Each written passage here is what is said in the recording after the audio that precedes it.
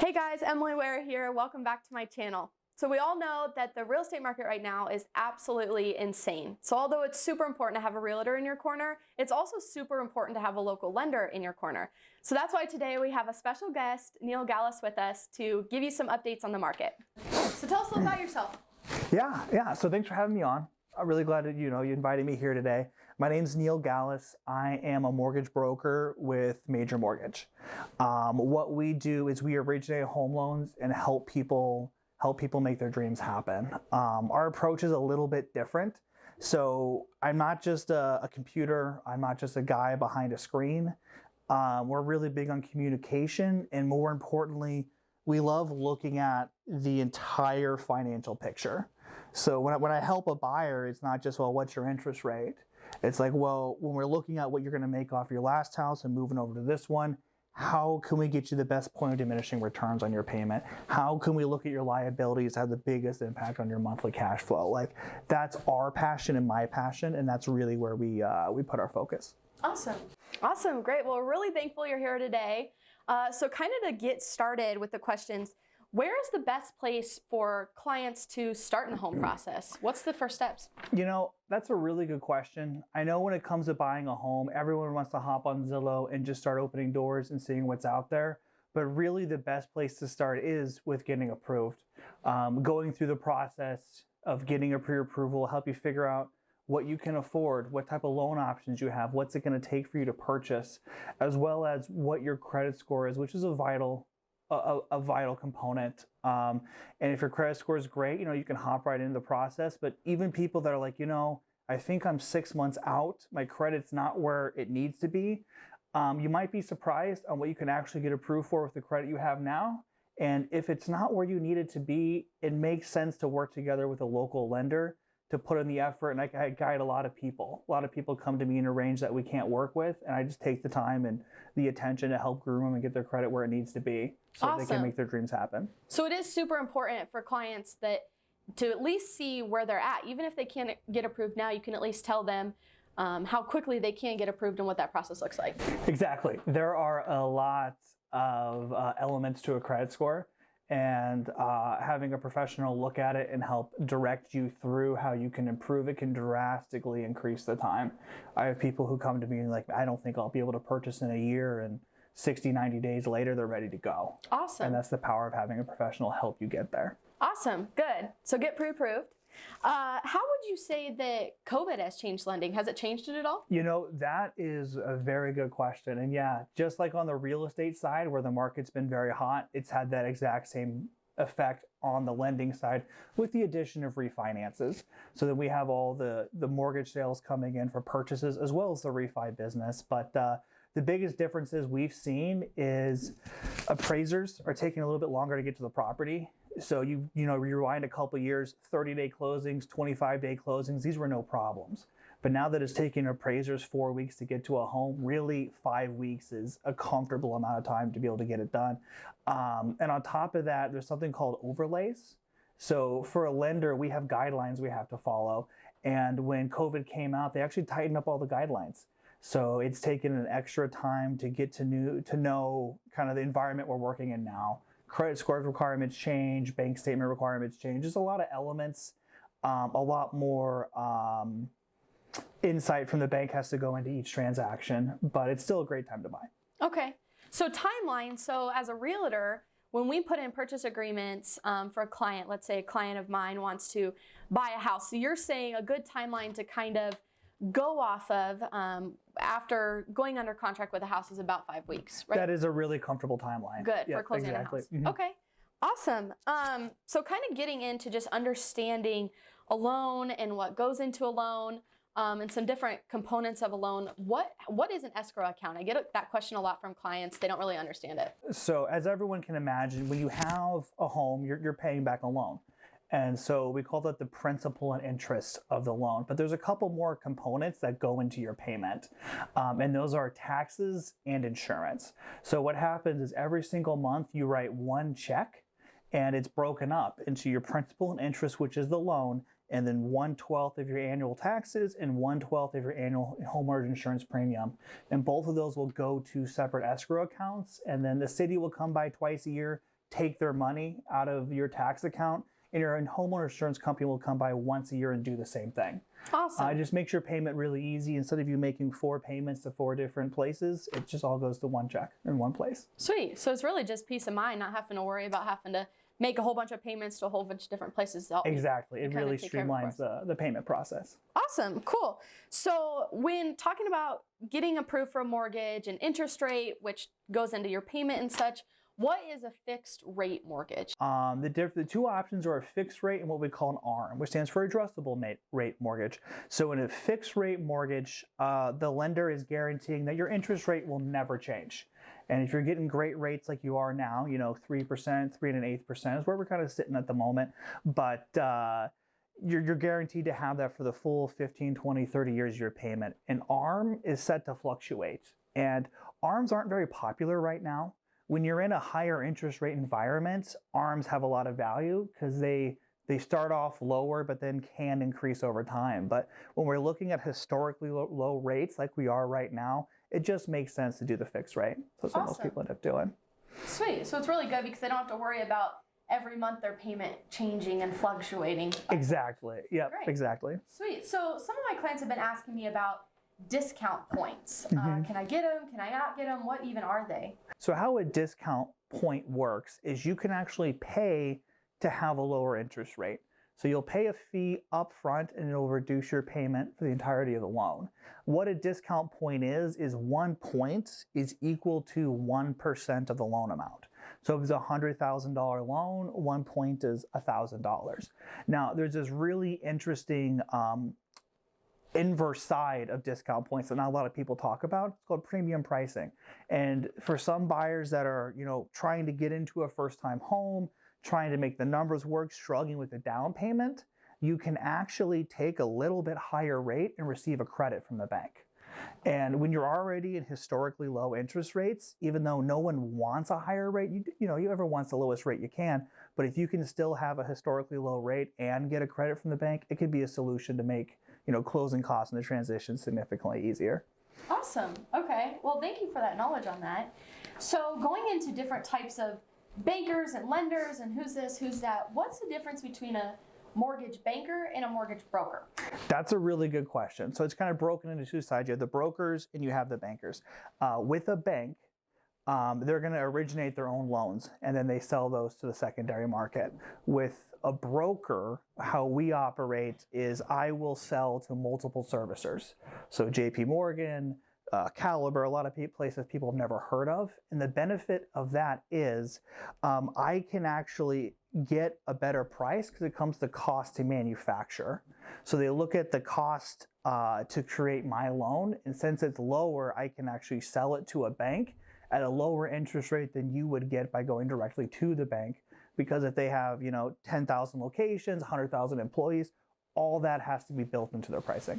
Oh, okay. So just to get it straight, you're a mortgage broker, correct? That's correct. Okay. Yep. Awesome. Sweet. So I know you just kind of touched on principal and interest and taxes and such. What's a PMI? And do people have the option of having that or not? That's a really great question. And it's kind of a word no one likes to hear. PMI stands for private mortgage insurance. And what that is if you're putting less than 20% down, the bank has you pay an insurance policy against the chance of foreclosure. And that was created, it sounds negative, but it was created so that banks could offer loans of less than 20% down. But a really cool technique that we like to use, because we're really big on the financial advising portion. It's more than just a mortgage. It's an entire financial decision that's going to affect every aspect. Is if you have strong credit, you can actually take a one-time premium and erase PMI from your mortgage. Wow. So I have a lot of people doing 5%, 10%, 15% down and not having PMI. And you can actually put it into the loan. So there's ways that you can do it, have no private mortgage insurance, and not even have to pay for it at closing. Wow, okay. So there is the opportunity to, just to verify for the people watching, there is opportunity to, nowadays you don't have to always put 20% down. Exactly. And I typically advise against it because to me, everything comes down to a point of diminishing returns and what's the most value for your money. When you look at how much a payment changes per thousand, it's pretty minimal. So if you can put down 10%, erase the PMI, still get a great interest rate, and save that other 10% to go invest, to put in the bank, to take care of your family, a lot of times it's a better use of your money. Okay, and banks encourage that now. Like you, like a lender, would totally encourage that. That's totally fine. I do, because I just look at the entire financial picture and where can you best use your money. Yeah. Ironically, you get a better interest rate at 15% down than you do 20. Wow. It's a kind of a confusing one, but it's true. Yeah, and that's amazing. And that's why, just to touch on this really quick and add it in, that's why it's so important to have a local lender, someone that you can trust, and someone that you can get a hold of at 7 o'clock at night for some financial advice. That's someone like Neil. And that's why it's super important that in the real estate industry, when you have a trusted realtor, they've got lenders that they trust and that they've worked with that do stuff like this for their clients. So anyway, wanted to add that in there. But so we talked about a lot of what goes into a loan, how you build a loan, what goes into your payment. What about upfront, like costs, like closing costs? What are they consisted of, and how much is that? And we run into that all the time, where people say, hey, I want to do a 5% conventional loan, and I have 5% of the purchase price. Let's rock and roll. And even though it seems that simple, there are other fees and costs that go into it. And instead of breaking it all down, I think the easiest way is I give people just kind of a rule of thumb, factor about 3%. If 3% is going to be roughly what your closing costs, which is going to be filling tax escrows, insurance escrows, title fees, lending fees, all these things put together, it's going to be about 3% of the purchase price. So a 5% conventional loan is really about 8%. Down. Okay, 8% of the total purchase price of the house. Okay, awesome. So that kind of answers the question how people can ballpark their own closing costs and money they got to come up with and factor it in when getting pre-approved and when they go to decide how much of the house to buy. Exactly. And I make cost sheets for my clients, comparing the options, breaking down the houses before they put in offers and everything like that. But sometimes you're just getting started and want to know if you're in the ballpark, and that 3% rule really, really comes in handy. Okay, awesome. So we talked about, as a whole, what goes into a loan, different components of that and accounts. Then we kind of talked about how much money you got to come up with when getting a loan. But as a whole, we kind of going back to interest rates, how do interest rates affect the market as a whole? That is a really great question. And I think a lot of people understate the impact of interest rates it has on the market. So there's a pretty good rule of thumb here as well. For every point interest rates go down, home prices actually go up by 10%. Wow. And so we see that relationship consistently through the market. So on February 14th, the economic stimulus that was keeping interest rates in the 2 was actually removed because the economy's become healthier. And so as soon as we moved back into the 3s, you've experienced it. I mean, first quarter you were 30 offers on a house. Yeah. And now you're 10. You're 15, which is still a great time to sell, and buyers are still getting a good interest rate. But the difference in that the magnitude of offers really came down to the interest rate, because the lower interest rates are, the more people can afford for the same price. Yeah. So, big question. Everybody's wondering. Right now, interest rates are so low, so buyers are getting more for a house. But they're kind of paying a premium. So I keep getting the question, is now the time to buy? Do I buy when interest rates are low, but at the same time, houses are so expensive? What do buyers do? And I think that's a really good question. So I think it's not necessarily a teeter-totter. It doesn't have to be good for the seller or good for the buyer. We're in a market right now where it's good for both, because yes, home prices have risen, allowing sellers to move. The beauty of that is you don't pay capital gains on whatever you make on a primary residence. There are some caveats and some exceptions to that, but overall, you don't. So when the market's hot like this, it is a great time to sell. But on the flip side, interest rates make a bigger impact on your monthly payment than even the price that you're paying. So for every $10,000 in purchase price, it's about $40-50 a month. But the difference between a 3% interest rate and a 4% interest rate could easily be $100, and at some price points $200, $250. So when you think about the impact of a quarter or a 0.5% in interest rate compared to the difference of $5,000 or $10,000 on the home value, when you look at the math, I mean, being able to get a low interest rate, fixed rate for 30 years has a much larger impact because your house will appreciate, you will get equity. So even if you have to pay over value right now, you're going to make that up in a couple of years and then still lock in this low interest rate for the entire loan. Okay, so kind of to wrap it all up, you've told us how to get pre-approved for a loan. You've told us about current market conditions, but where do you see the market going over the next few years? You know, that is the question everyone's asking. And we spend a lot of time tracking and trying to understand where we believe the market's going to go. And the primary driver of the market is interest rates. And we're in a position now where interest rates we're expecting to be in the 3% for the next, 3 to 4 years. It's all tied to the employment rate that, the Federal Reserve is tracking constantly. So with current projections, if we're going to be in 3% interest rate territory for the next 3 or 4 years, there's no reason to expect the market to slow down. I have a lot of people like, Neil, I'm going to sell my house and I'm going to rent. I said, well, you're going to buy back in at a higher price, more than likely, because there's just no indication of a slowdown coming. Okay. Well, that's awesome. That's good to know because that should incentivize people to kind of get moving now. Or, anything possibly could happen, but interest rates are just so great. Yeah. And then there's a flip side. You'll hear a couple arguments like evictions.